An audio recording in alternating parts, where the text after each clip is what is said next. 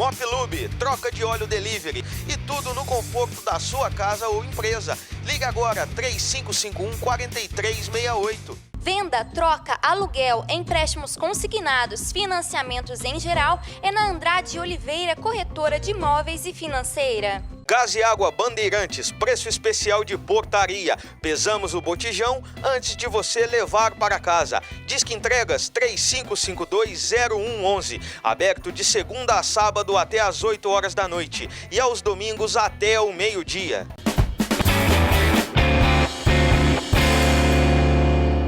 Neste sábado, 28 de maio, ocorreu o sepultamento do sargento Fabiano Ramos, que se envolveu em uma briga de trânsito e uma tragédia acabou acontecendo, onde o policial efetuou disparos e matou André Godinho Reis. Depois disso, o sargento foi preso e transferido para o presídio militar na cidade de Pouso Alegre e na manhã desta última sexta-feira o mesmo cometeu suicídio.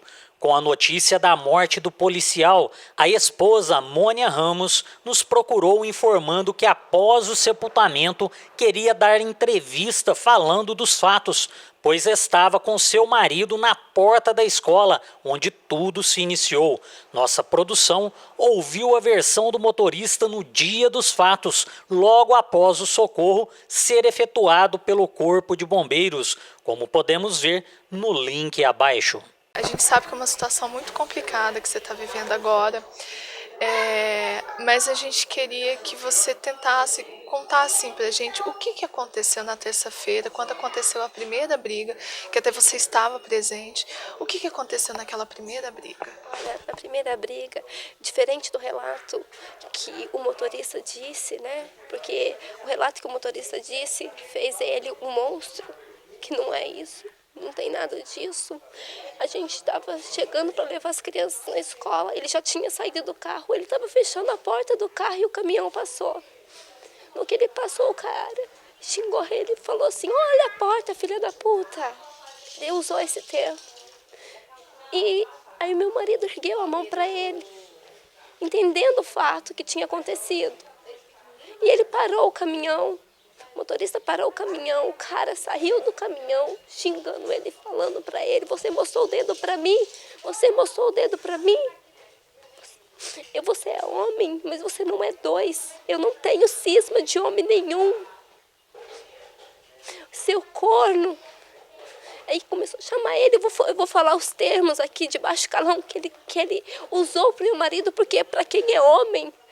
Para quem é homem, e ouvisse todas as palavras que ele ouviu, que tivesse na pele, que ele tivesse lá no lugar dele, pensaria antes de julgar toda a ação que ele teve, tudo que aconteceu, porque o homem chamou ele de corno, disse que ele não era homem, falou que ele era um chifrudo, xingou ele de todo nome e disse que da próxima vez ele passava com o caminhão em cima da família dele, com o carro em cima da família dele. Como esposa, estando junto com ele, ouvindo todas essas coisas que seu marido falou, até você naquele momento também deve ter ficado nervosa com o que você ouviu.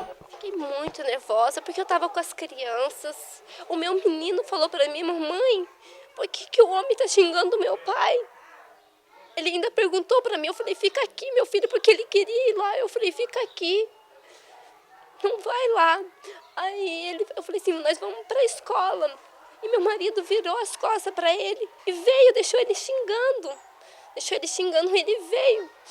No entanto, eu nem acreditei, porque como o cara estava tão agressivo, o jeito que ele estava, né? Ele não fez assim, ele não tentou nada contra o meu marido, mas como ele estava exaltado, eu achei que poderia acontecer alguma coisa ali naquele momento. E meu marido veio tranquilo, a gente foi para a escola, levou as crianças para a escola, voltamos, a gente passou ainda em uma loja de móveis usados, que a gente precisava ver uns móveis que a gente estava querendo, porque a gente ia montar uma loja. A gente foi para casa, e para casa, de casa ele falou para mim: olha, eu vou dar uma volta e depois eu vou passar no mercado. E foi onde que aconteceu. E foi onde que ele acabou encontrando o cara. E aí, nesse segundo relato, eu só sei o que ele me contou. E ele falou pra mim que se ele não tivesse feito o que ele fez, eles tinham matado ele. porque ele pediu a todo momento para eles se afastarem. E para quem conhecia o moço, para quem via o moço, sabe que ele não era pequeno, ele era um homem grande, ele era maior que meu marido não era pequeno, ele era grande também. Mas o cara era maior do que ele. E tinha um outro cara, tinha 2 pessoas contra uma. Ele não tinha intenção, ele falou pra mim, Mônica, não era intenção que fazer nada pra ele, porque ele chegou em casa, eu falei assim, eu não sei como que ele ficou. Ele falou, eu tirei pro chão, mas eu não sei se pegou nele. Aí foi o que ele me falou, o relato que o motorista fala, porque motorista, você que deve estar me ouvindo, deve ouvir agora o meu.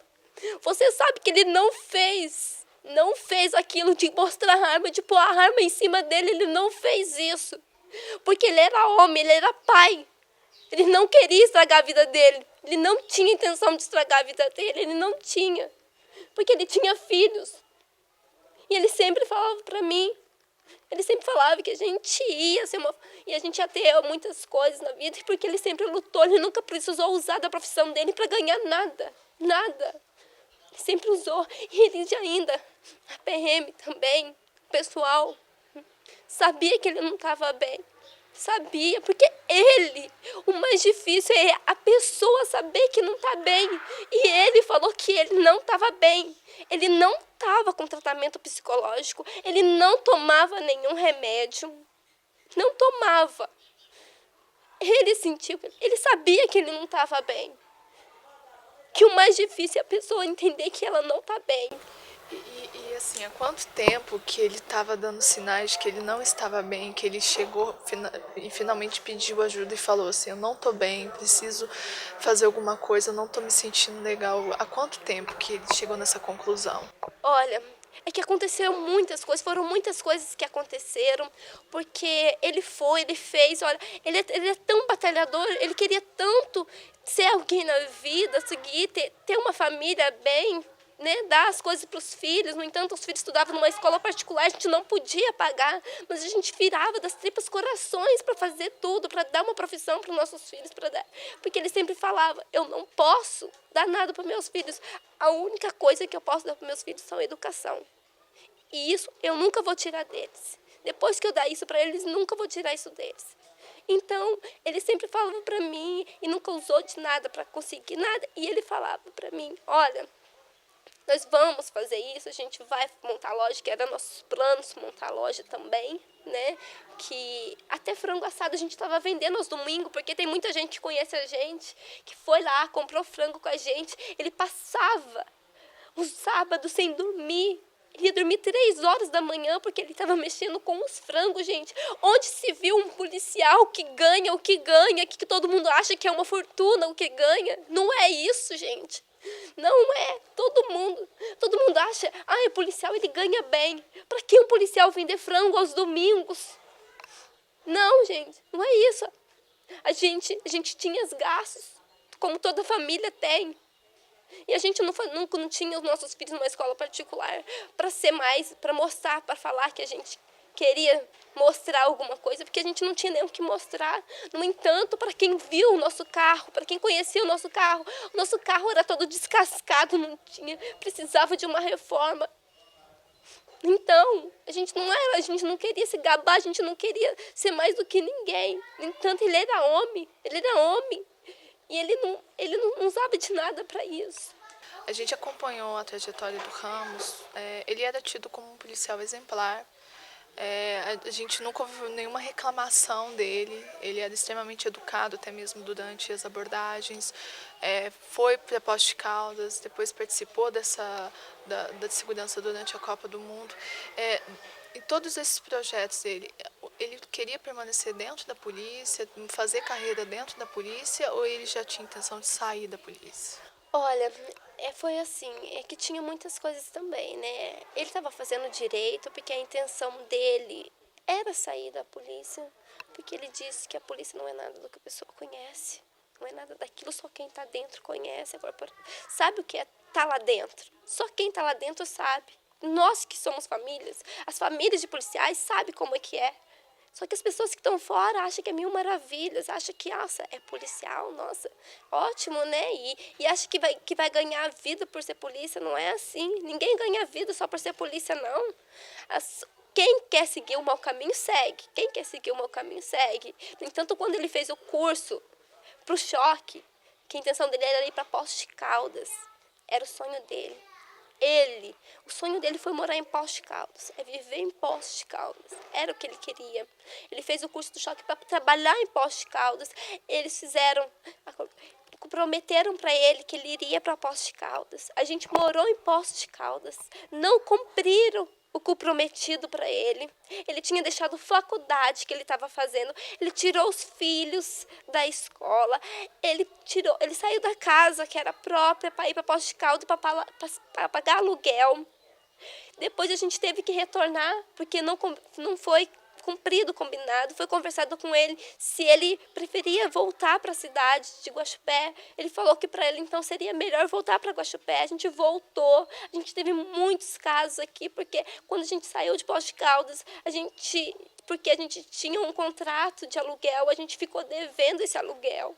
A gente teve que fazer um plano lá com o moço para a gente conseguir pagar, porque não é barato você interromper um contrato para poder pagar, porque a gente estava pagando escola particular lá, a gente tinha que retornar para pagar a escola particular aqui, a gente tinha que alugar uma casa aqui, porque a casa nossa estava alugada, como a gente tinha ido embora, a gente alugou a casa, tinha um contrato com a casa, então a gente tinha que manter esse contrato também, porque senão a gente teria também que arcar com as despesas do contrato. Então, foram muitos casos onde que também foi onde assim que eu comecei a ver que ele não estava bem. Foi esse o início que ele não estava bem, foi onde começou tudo. Isso tudo causou pela polícia. Fez ele ficar dessa maneira, porque prometeram coisas que não fizeram. Ele foi para Poços de Caldas, a gente passou, olha, mundos e fundos lá. Voltamos, tivemos problema com a moça que estava na nossa casa. Depois vai acontecendo tudo. Ele procurou, antes era o Major Aurici, ele pediu, né, ajuda para ele, para sair da rua, que ele não queria ficar na rua, que era para pôr ele na administração. Não foi ouvido, porque o Major era o comandante aqui na época. Depois foi trocado, depois veio o Major Matos. E ele pediu pro Major Matos para ele sair da rua? Ele pediu pro Major Matos para ele sair da rua. Ele pediu, e ele chegou para mim e falou, ele levou eu na brincadeira, porque eu falei para ele, me coloca na administração ou me coloca na ambiental. E ele levou ele na brincadeira, não acreditou nele. Não acreditou que ele não estava bem. E como eu disse, ele sabia que ele não estava bem, que o difícil é a pessoa se entender que estava bem. Há um tempo atrás, ele começou a frequentar o centro espírita, porque ele é cético, ele não acreditava assim em Deus, porque tudo que ele passou, ele perdeu o pai no acidente, ele perdeu o irmão no acidente. Então ele tem assim, ele já vinha com muitas coisas atormentando a cabeça dele. E ele não tinha o tratamento psicológico como estão falando que ele tinha, ele não tomava remédio, ele não tinha. E ele sempre foi um exemplar, sempre foi um pai exemplar, foi sempre um esposo exemplar, sempre foi um profissional exemplar. Para quem conheceu ele aqui em Guaxupé, os amigos dele daqui de Guaxupé, que conheceu a vida dele, desde quando ele antes de entrar na polícia, sabe a pessoa que ele era. Sabe a pessoa que ele era? Tem muita gente aqui que estão julgando ele, chamando ele de assassino. Pensa, vocês aí que chamam ele de assassino, pensa, se fosse o seu marido lá, naquela hora, entre decidir se ele fazia aquilo ou se ele deixava que matasse ele, porque eles iam fazer isso com ele. Se vocês pensam, antes de julgar. No entanto, ele era tão homem que ele deu agora a sua vida. Ele acabou com a vida, porque ele não aguentou saber que o cara tinha morrido, porque não era a intenção dele. Não foi a intenção dele matar o cara. E eu quero pedir para a família também do cara. Eu quero pedir, porque eu não conhecia. que ele também tinha filhos. Também imagino a dor que eles também passaram. A família, eu queria pedir, pelo amor de Deus, vocês perdoem ele. Pelo amor de Deus, eu peço que vocês perdoem ele. Porque ele precisa encontrar a luz. Ele precisa do perdão de vocês para ele encontrar a luz. Porque o que ele fez é uma coisa que Deus não permite. Mas se vocês perdoarem ele, porque ele precisou do meu perdão, eu também digo, eu também falo que foi difícil perdoar ele pelo fato de ele ter feito isso. E ter me deixado com as duas crianças. Que apesar, um que tem 2 anos nem sabe o que está acontecendo. Então vai ser um fato que eu vou ter que passar para eles mais para frente. Então, eu quero pedir, família, pelo amor de Deus, vocês que também perderam um ente, pense, eu quero que ele encontre a luz. Perdoe ele, gente, perdoe, porque ele fez isso. Ele perdeu a sua vida, agora ele deu a sua vida, porque ele não aguentou saber que ele também tinha família, que o cara que morreu também tinha família. Ele ficou muito, muito chateado quando ele soube que ele também tinha filhos. Então, perdão, eu peço perdão em nome dele, gente, pelo amor de Deus. Perdoe ele. Por favor, perdoe ele.